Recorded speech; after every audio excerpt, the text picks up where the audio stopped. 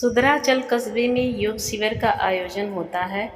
आसपास के सभी गांवों कस्बों से लोग योग शिविर में योग सीखने व योग के माध्यम से अपनी स्वास्थ्य समस्याओं को दूर करने के लिए जाते हैं। प्रातः 5 बजे का समय और साधु वेश में क्लीन सेव वाला तकरीबन 25 वर्षीय हष्टपुष्ट युवा मंच पर माइक थामता है। आदरणीय माताओं और बहनों, सभी सज्जनों, आज आपके बीच बहुत ही पहुँचे हुए बाबा पधारे हैं। पिछले योग शिविर में 4 को पहुंचाया है। सुनते ही जनता में हड़कंप मच जाती है। कुछ लोग तुरंत वहां से जाने लगते हैं। साधु वेशधारी युवा आगे कहता है, घबराओ नहीं, आओ नहीं, आपके सामने योग बाबा नहीं।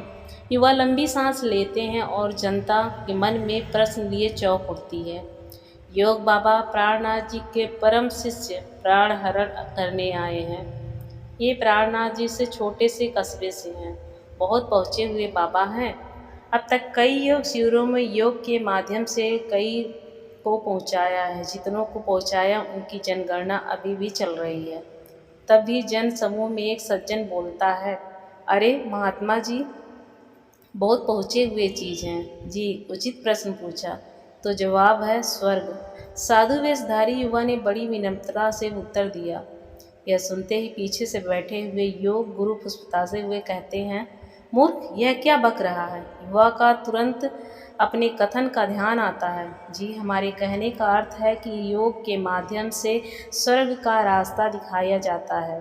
सुनकर जनता राहत की सांस लेती है। तभी एक महिला खड़ी होती है, महात्मा, इन बाबा का नाम प्राणहरण क्यों है देवी? इस सवाल का जवाब तो पता नहीं। शायद छोटे बाबा के कर्मों को देखते हुए बड़े बाबा प्राणनाथ जी ने इनका नाम प्राणहरण रख दिया। किंतु आप ध्यान दें, बाबा प्राणहरण छोटे बाबा के नाम से प्रसिद्ध हैं। बाबा का नाम छोटे बाबा क्यों रखा गया है? महिला ने अपना अगला सवाल पूछा।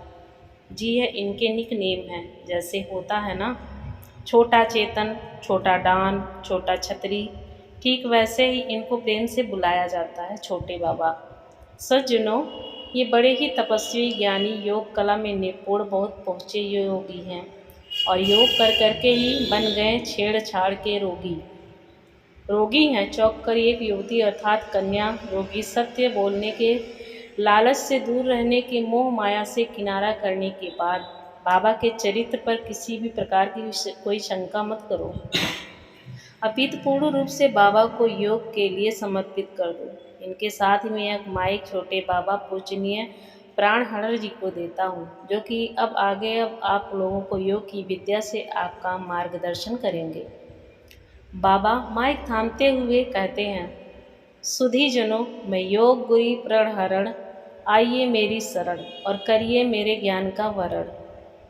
प्रिय श्रोतागणों, अब आपकी शारीरिक समस्याएं, कल से हम आपको विधि पूर्वक योग व आसन सिखाएंगे, किंतु आज उन पर विशेष ध्यान देंगे जिनको विशेष शारीरिक समस्या है।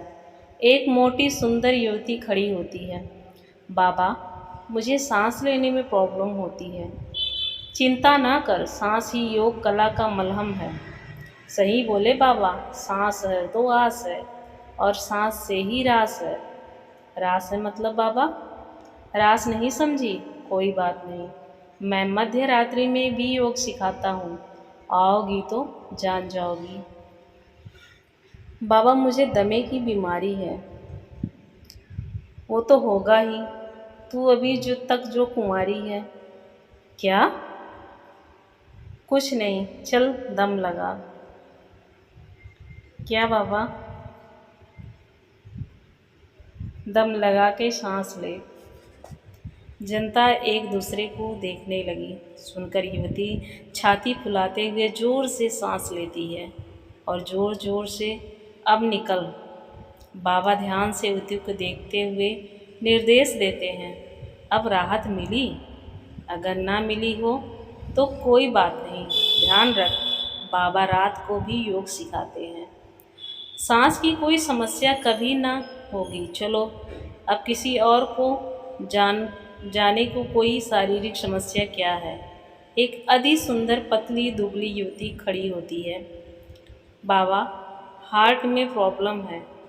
तुझे देख तो किसी के भी हार्ट में प्रॉब्लम हो जाए।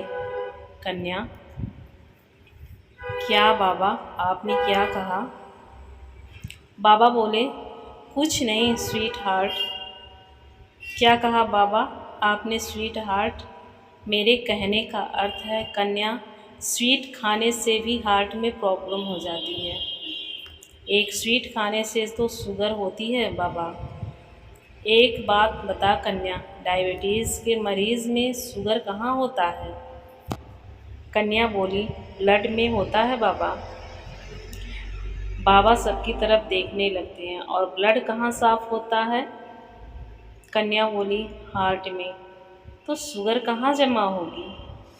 कन्या बोली, हार्ट में। तो बाबा बोले, तो फिर कहलाई ना तुम स्वीट हार्ट। बाबा की जय हो।